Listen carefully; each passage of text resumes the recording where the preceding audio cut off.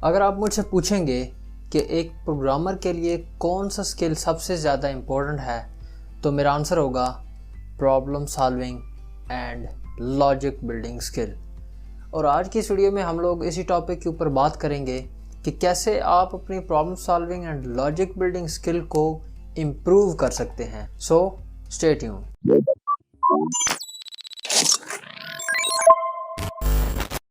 अस्सलाम वालेकुम, my name is Noman and you are watching ShopScripter YouTube channel. आज की इस वीडियो में हम लोग बात करेंगे how to improve your logic building skill.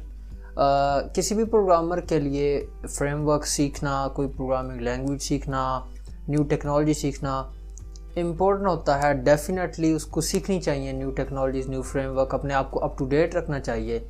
But एक स्किल जो कि सबसे ज़्यादा इम्पोर्टेंट है और जो कि हर डेवलपर के पास होना ही चाहिए, वो है उसका लॉजिक बिल्डिंग स्किल। बिकॉज आपकी जो भी एप्लीकेशंस हैं इवेंचुअली वो कोई ना कोई प्रॉब्लम को सॉल्व कर रही है। कोई ना कोई प्रॉब्लम थी मार्केट के अंदर जिसको सॉल्व करने के लिए वो एप्लीकेशन बनाई गई।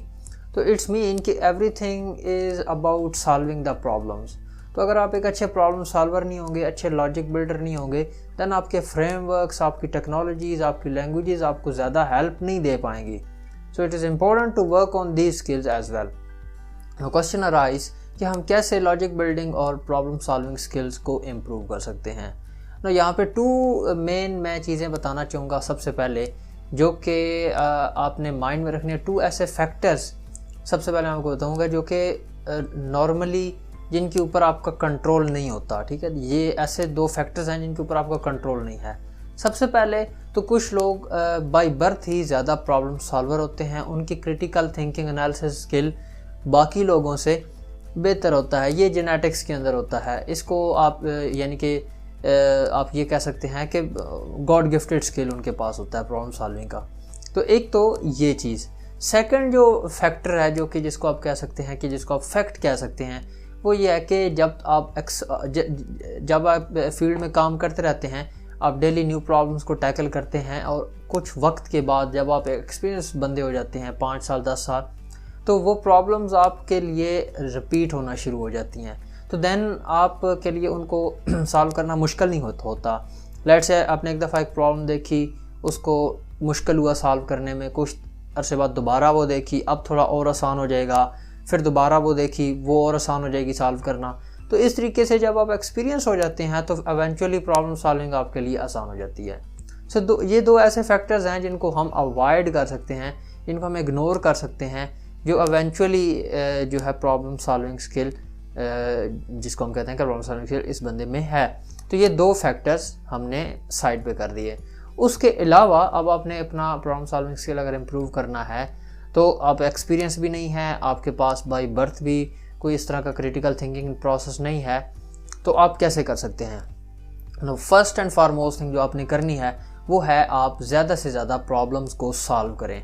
जब आप ज़्यादा से ज़्यादा प्रॉब्लम को सॉल्व करेंगे, ऑटोमेटिकली आपका जो स्किल है वो इम्प्रूव होगा। बिकॉज प्रैक्टिस जो है वो ही आपको इम्प्रूव करती है। जब आप प्रैक्टिस करते रहेंगे अपने स्किल की, आप प्रॉब्लम सॉल्विंग की प्रैक्टिस करेंगे, तो आप लॉजिक ऑटोमेटिकली आपकी बनती जाएगी। अब जब आपने कोई प्रॉब्लम सॉल्व करनी है, उसको अप्रोच कैसे करना है, इट इज़ वेरी इंपॉर्टेंट। जब भी आपके सामने कोई प्रॉब्लम आए, उसको सबसे पहले छोटे छोटे चंक्स में डिवाइड करें। उसको एक ही बार में सॉल्व करने की कोशिश ना करें, बल्कि उसके पीसेस करें और उन पीसेस को सॉल्व करने की कोशिश करें। मैथ की सिंपल एग्जांपल आपको देता हूँ। आपके सामने इक्वेशंस होती हैं, उसके अंदर कहीं पे ब्रैकेट्स हैं, फिर ब्रैकेट्स के अंदर कुछ नंबर्स लिखे हैं, फिर वो अंदर फिर ब्रैकेट्स हैं, कहीं पे स्क्वायर ब्रैकेट आ रही है। आप उनको डिवाइड करते हो, आप कहते हो सबसे पहले मैंने ये पोर्शन पकड़ा है, इसको सॉल्व करूँगा, इसका आंसर आ जाएगा, फिर इसको इसके साथ मिला के इसको सॉल्व करूँगा। So basically you are dividing the problem into chunks and then you are trying to solve those chunks.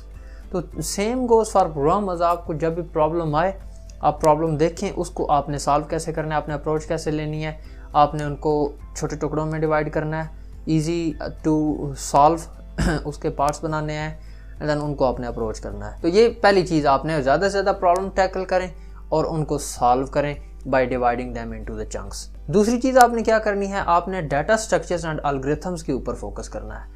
अब जब आप डाटा स्ट्रक्चर्स एंड एल्गोरिथम्स के ऊपर फोकस करते हैं तो आपकी ऑटोमेटिकली प्रॉब्लम सॉल्विंग स्किल बेहतर होता है, आपकी लॉजिक बिल्डिंग स्किल बेहतर होता है। क्योंकि डीएसए एंड अल्गोरिथम के अंदर आप एरेस के साथ खेल रहे होते हैं, लिस्ट, हैश टेबल्स, आप स्केलेबिलिटी देख रहे होते हैं कि कोई लेट से आपके पास कोई स्पेसिफिक आपने लूप लगाई, आप देख रहे हैं कि ये लूप कितनी स्केलेबल, आपका माइंड चल रहा होता है, कंटिन्यूसली काम कर रहा होता है, तो आपकी वो जो ब्रेन का प्रॉब्लम सॉल्विंग पोर्शन है वो एक्टिवेट रहता है और इस तरीके से भी आप ज़्यादा सीखते हैं।